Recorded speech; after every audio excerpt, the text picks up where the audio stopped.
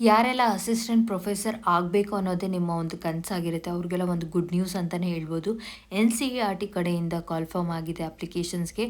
117 various academic ಪೊಸಿಷನ್ಸಲ್ಲಿ vacancies ಇರೋದ್ರಿಂದ New Delhi and its constituent units located at Ajmer, Bhopal, Bhubaneswar, Mysuru and ಶಿಲಾಂಗಲ್ಲಿ vacancies ಇರೋದ್ರಿಂದ ನೀವು ಯಾರೆಲ್ಲ ಅಸಿಸ್ಟೆಂಟ್ ಪ್ರೊಫೆಸರ್ ಆಗಲೇಬೇಕು ಅನ್ನೋದೇ ನಿಮ್ಮ ಒಂದು ಅಲ್ಟಿಮೇಟ್ ಗೋಲ್ ಆಗಿರುತ್ತೋ ಅವ್ರಿಗೆಲ್ಲ ಒಂದು ಗುಡ್ ನ್ಯೂಸ್ ಅಂತಲೇ ಹೇಳ್ತೀನಿ. ನೋಡೋಣ ಬನ್ನಿ ಯಾವುದೆಲ್ಲ ಪೋಸ್ಟ್ಗೆ ಎಷ್ಟೆಲ್ಲ ವೇಕೆನ್ಸೀಸ್ ಇದೆ ಅಂತ ಚೆಕ್ ಮಾಡ್ಕೊಳ್ಳಿ. ಹಾಗೆ ನಿಮ್ಮ ಒಂದು ಎಲಿಜಿಬಿಲಿಟಿ ಇದೆಯಾ ಈ ಒಂದು ಪರ್ಟಿಕ್ಯುಲರ್ ಎಕ್ಸಾಮ್ಗೆ ಅನ್ನೋದನ್ನು ಸಹ ಚೆಕ್ ಮಾಡ್ಕೊತ ಅಪ್ಲೈ ಮಾಡೋದಕ್ಕೆ ಟ್ರೈ ಮಾಡಿ.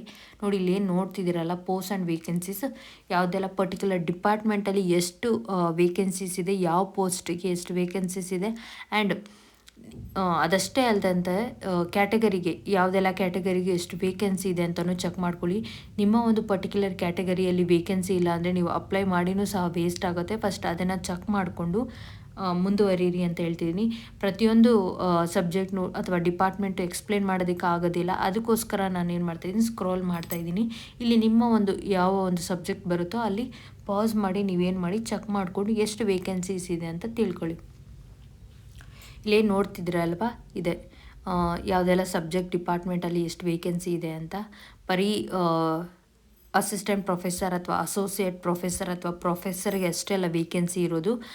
ಡೆಪ್ಯೂಟಿ ಲೈಬ್ರರಿಯನ್ಗೂ ಮತ್ತು ಅಸಿಸ್ಟೆಂಟ್ ಲೈಬ್ರರಿಯನ್ಗೂ ವೇಕೆನ್ಸಿ ಇರೋದ್ರಿಂದ ನೀವು ಚೆಕ್ ಮಾಡ್ಬೋದು ಎಷ್ಟು ವೇಕೆನ್ಸಿ ಇದೆ. ನೀವು ಆ ಒಂದು ಪರ್ಟಿಕ್ಯುಲರ್ ವೇಕೆನ್ಸಿಗೆ ನೀವು ಎಲಿಜಿಬಲ್ ಇದ್ದೀರಾ. PhD ಡಿಗ್ರಿ ಇರಬೇಕು ಮತ್ತು ಮಿನಿಮಮ್ 10 ವೇಕೆನ್ಸೀಸ್ ಆಗಿರುತ್ತೆ. ನೆಕ್ಸ್ಟ್ ಯಾವುದೆಲ್ಲ ಕ್ವಾಲಿಫಿಕೇಶನ್ 10 ಇಯರ್ಸ್ ಎಕ್ಸ್ಪೀರಿಯನ್ಸ್ ಇದೆ. ನೆಕ್ಸ್ಟ್ ನೋಡಿ ಪ್ರೊಫೆಸರ್ಗೆ ಮಾಸ್ಟರ್ ಡಿಗ್ರಿ ಇರಬೇಕು. ನೆಕ್ಸ್ಟು ಮಿನಿಮಮ್ 8 ಇಯರ್ಸ್ ಆಫ್ ಎಕ್ಸ್ಪೀರಿಯನ್ಸ್ನ ಕೇಳ್ತಾ ಇದ್ದಾರೆ. 8 ಇಯರ್ಸ್ ಎಕ್ಸ್ಪೀರಿಯನ್ಸ್ ಇದ್ದರೆ ನೀವು ಪ್ರೊಸೀಡ್ ಮಾಡಿ.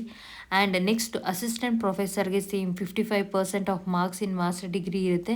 ನೆಕ್ಸ್ಟು ನೆಟ್, ಸ್ಲೆಟ್, KSET ಅಥವಾ SET, CSIR ಈ ಒಂದು ಎಲಿಜಿಬಿಲಿಟಿನ ಇದ್ದರೆ ನೀವು ಏನು ಮಾಡ್ಬೋದು, ಅಸಿಸ್ಟೆಂಟ್ ಪ್ರೊಫೆಸರ್ಗೆ ಅಪ್ಲೈ ಮಾಡ್ಬೋದು. ನೀವು ಯಾವುದೇ ಒಂದು ಎಕ್ಸಾಮ್ನ ಅಪ್ಲೈ ಮಾಡೋದಕ್ಕೂ ಮುಂಚೆ ಫಸ್ಟು ಆ ಒಂದು ಪರ್ಟಿಕ್ಯುಲರ್ ಎಕ್ಸಾಮ್ಗೆ ಎಲಿಜಿಬಿಲಿಟಿನ ಫುಲ್ಫಿಲ್ ಮಾಡ್ತೀರಾ ಅಂತ ನೋಡಿ. ಇಲ್ಲಿಷ್ಟು ಕೊಟ್ಟಿದ್ದಾರೆ ಏನೇನು ಎಲಿಜಿಬಿಲಿಟಿ ಇದೆ ಅಂತ. ಪ್ರತಿಯೊಂದನ್ನು ಎಕ್ಸ್ಪ್ಲೇನ್ ಮಾಡ್ತಾ ಕೂತ್ರೆ ತುಂಬಾ ಲೆಂತಿ ಆಗಿಬಿಡುತ್ತೆ ವಿಡಿಯೋ.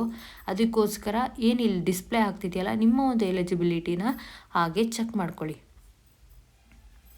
ನೆಕ್ಸ್ಟ್ ಇಲ್ಲಿ ನೋಟು ಕೊಟ್ಟಿದ್ದಾರೆ ನೋಡಿ. ಹಾಗೆ assistant ಪ್ರೊಫೆಸರ್ಗೆ NET or SLET shall also not be required for such master's program in disciplines for which NET, SLET or SET is not conducted by UGC. So ಏನು eligibility ಇದೆಯೋ ಪ್ರಾಪರಾಗಿ ತಿಳ್ಕೊಳ್ಳಿ. ಸುಮ್ಮನೆ ಅಮೌಂಟ್ನ waste ಮಾಡ್ಕೊಬೇಡಿ. Exam fees 1000 rupees ಇದೆ ನೋಡಿ. Next ಹೇಳ್ತೀನಿ ಎಷ್ಟಿದೆ exam fees ಅಂತ. ನೆಕ್ಸ್ಟು ಡೆಪ್ಯೂಟಿ ಲೈಬ್ರರಿಯನ್ಗೆ ಮಾಸ್ಟರ್ ಡಿಗ್ರಿ ಇರಬೇಕು. 8 ಇಯರ್ಸ್ ಆಫ್ ಎಕ್ಸ್ಪೀರಿಯನ್ಸ್ ಕೇಳ್ತಾ ಇದ್ದಾರೆ ಈ ಒಂದು ಪರ್ಟಿಕ್ಯುಲರ್ ವೇಕೆನ್ಸಿಗೆ. ನೆಕ್ಸ್ಟು ಹಾಗೆ ಅಸಿಸ್ಟೆಂಟ್ ಲೈಬ್ರರಿಯನ್ಗೆ ಸೇಮ್ ಮಾಸ್ಟರ್ ಡಿಗ್ರಿ ಇರಬೇಕು. ಅಟ್ಲೀಸ್ಟ್ 55% ಆಫ್ ಪರ್ಸೆಂಟೇಜ್ ಆಫ್ ಮಾರ್ಕ್ಸ್ನ ನೀವು ಸ್ಕೋರ್ ಏನೆಲ್ಲ ಬೇಕಾಗುತ್ತೆ ಅಲ್ವಾ ಕಂಪ್ಯೂಟರ್ ಡಿಗ್ರಿಯಲ್ಲಿ. Computer knowledge academic with knowledge of computerisation ನಿಮ್ಮ ಒಂದು ಎಲಿಜಿಬಿಲಿಟಿ ಆಗಿದ್ರೆ decide fulfilling the candidate must have cleared NET ಅಂತ ಕೇಳ್ತಾ ಇದ್ದಾರೆ ನೋಡಿ. ಇದಕ್ಕೂ ಅಷ್ಟೇ NETನ ಕ್ಲಿಯರ್ ಆಗಿರಬೇಕು. ಇನ್ ಕೇಸ್ NET ಆಗಿಲ್ಲ ಅಂದರೆ ಏನೆಲ್ಲ ಯಾವುದೆಲ್ಲ ಎಕ್ಸಾಮ್ ಕ್ಲಿಯರ್ ಮಾಡಿರಬೇಕು ಅಂತಲೂ ಎಕ್ಸ್ಪ್ಲೇನ್ ಮಾಡಿದ್ದಾರೆ. ನಿಮ್ಮ ಒಂದು ಪರ್ಟಿಕ್ಯುಲರ್ ಯಾವ ವೇಕೆನ್ಸಿಗೆ ಅಪ್ಲೈ ಮಾಡ್ತೀರೋ ಆ ಒಂದು ಎಲಿಜಿಬಿಲಿಟಿನ ನೋಡ್ಕೊಳ್ಳಿ. ಟೈಮ್ ಡ್ಯೂರೇಷನ್ ಕಡಿಮೆ ಇದೆ, ಯೋಚನೆ ಮಾಡಿ ಬೇಗ ಯಾರೆಲ್ಲ ಅಪ್ಲೈ ಮಾಡಿಲ್ಲ ಅಪ್ಲೈ ಮಾಡ್ಕೊಳ್ಳಿ. ಪೇ ಸ್ಕೇಲ್ ನೋಡೋದಾದರೆ ನೋಡಿ, ಪ್ರೊಫೆಸರ್ಗೆ ಎಷ್ಟಿದೆ ಅಂದರೆ ಎಂಟ್ರಿ ಲೆವೆಲ್ ಪೇ ಬಂದು 1,44,200 ರೂಪೀಸ್ ಇದೆ. ನೆಕ್ಸ್ಟ್ ಅಸೋಸಿಯೇಟ್ ಪ್ರೊಫೆಸರ್ಗೆ ಬಂದರೆ 1,31,400 ಇದೆ. ಹಾಗೆ ಅಸಿಸ್ಟೆಂಟ್ ಪ್ರೊಫೆಸರ್ಗೆ ನೋಡೋದಾದರೆ ತುಂಬಾ ಒಳ್ಳೆ ಪೇ ಸ್ಕೇಲ್ ಇದೆ. ಸ್ಟಾರ್ಟಿಂಗಲ್ಲೇ 57,700 ಇದಿಷ್ಟು ಪೇ ಸ್ಕೇಲ್ ಆಗಿರುತ್ತೆ. ಆ್ಯಂಡ್ ತುಂಬಾ ಒಂದು UGC ಇಸ್ ಲೈಕ್ ಒಂದು ಒಳ್ಳೆ ಪೇ ಸ್ಕೇಲ್ನ ನೀವು ತಗೋಬೋದು UGCಯಲ್ಲಿ. ನೆಕ್ಸ್ಟು ಜನರಲ್ ಇನ್ಸ್ಟ್ರಕ್ಷನ್ಸ್ ಇದ್ದಾವೆ ನೋಡ್ಕೊಳ್ಳಿ. ಆನ್ಲೈನ್ ರಿಜಿಸ್ಟ್ರೇಷನ್ ಸ್ಟಾರ್ಟ್ ಆಗೋದು ಬಂದು 31st 1st 2026 ಏನು ಜಾನ್ವರಿಯಲ್ಲಿ ಸ್ಟಾರ್ಟ್ ಆಗಿದೆ. ಲಾಸ್ಟ್ ಡೇಟ್ ಬಂದು ಇನ್ನೇನು ಕೆಲವೇ ದಿನಗಳಿದ್ದಾವೆ.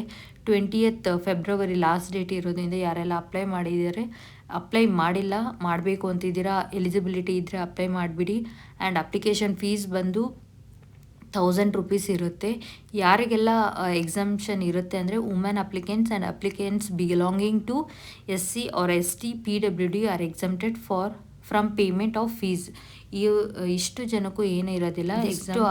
ಎಕ್ಸಾಮ್ ಫೀಸಲ್ಲಿ ಏನು ನೋಡ್ತಿದ್ದೀರಲ್ವಾ ಇದೆಲ್ಲನೂ ನೀವು and next candidate should fill the applying. So ಇದಷ್ಟೇ ಅಂತಂದರೆ ಈ ಒಂದು ಅಪ್ಲಿಕೇಶನ್ನ ನೀವು ಫಿಲ್ ಮಾಡ್ತಿದ್ದೀರಾ ಅಂತಂದರೆ ನೆಕ್ಸ್ಟ್ ಏನು ಫಿಲ್ ಮಾಡಬೇಕಂತಂದರೆ ಇಲ್ಲಿ ಡಿಕ್ಲರೇಷನ್ ಫಾರ್ಮ್ ಇದೆ ನೋಡಿ.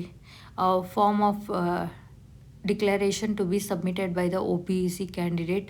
OBC ಕ್ಯಾಂಡಿಡೇಟ್ ಯಾವುದೋ ಒಂದು ಡಿಕ್ಲರೇಷನ್ ಫಾರ್ಮ್ನ ಫಿಲ್ ಮಾಡಬೇಕಾಗುತ್ತೆ. Next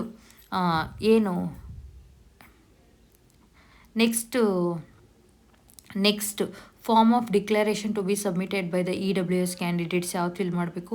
undertaking to be submitted by the candidates ಯಾವುದೆಲ್ಲ ಫಿಲ್ ಮಾಡಬೇಕು, ನೀವು ಯಾವ ಪೋಸ್ಟ್ಗೆ ಅಪ್ಲೈ ಮಾಡ್ತಾ ಇದ್ದೀರಾ, ಏನೆಲ್ಲ ಎಲಿಜಿಬಿಲಿಟಿನ ಫುಲ್ಫಿಲ್ ಮಾಡ್ತಾ ಇದ್ದೀರಾ. ನೆಕ್ಸ್ಟು ಇಫ್ ಇನ್ ಕೇಸ್ ನೀವು ಎಕ್ಸ್ಪೀರಿಯನ್ಸ್ಡ್ ಪರ್ಸನ್ ಆಗಿದ್ದರೆ ಏನೆಲ್ಲ ಫಿಲ್ ಮಾಡಬೇಕು ಅಂತ ಈ ಒಂದು ಕಂಪ್ಲೀಟ್ PDF ಅಲ್ಲಿ ಎಲ್ಲ ಇನ್ಫಾರ್ಮೇಷನ್ ಕೊಟ್ಟಿದ್ದಾರೆ. ಈ PDF ಬೇಕು ಅಂತಂದರೆ ಕಮೆಂಟ್ ಸೆಕ್ಷನಲ್ಲಿ ಕಮೆಂಟ್ ಮಾಡಿ. ಲಿಂಕ್ ಸಿಕ್ಕಿಲ್ಲ ಅಂದರೆ ಡಿಸ್ಕ್ರಿಪ್ಷನಲ್ಲಿ ಕೊಟ್ಟಿರ್ತೀನಿ. ಈ ವಿಡಿಯೋ ಇಷ್ಟ ಆದರೆ ಲೈಕ್ ಮಾಡಿ, ಶೇರ್ ಮಾಡಿ, ಸಬ್ಸ್ಕ್ರೈಬ್ ಮಾಡ್ಕೊಳ್ಳಿ. Thank you for watching.